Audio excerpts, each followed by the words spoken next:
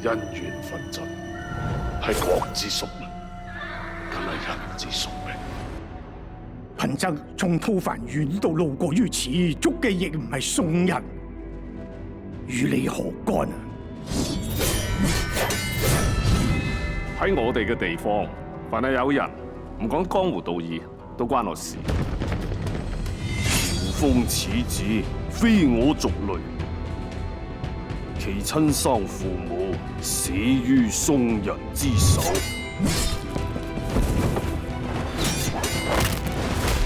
宋人同你嘅仇恨不共戴天。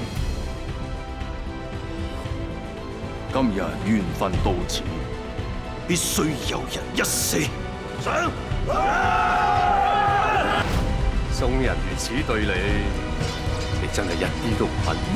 我恨嘅係嗰啲挑起無謂紛爭之人。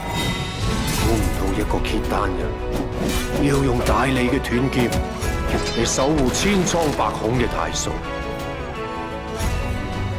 我再唔以契丹人為恥，亦唔以宋人為榮。我守護嘅唔止係呢片土地，仲有天下人嘅正道。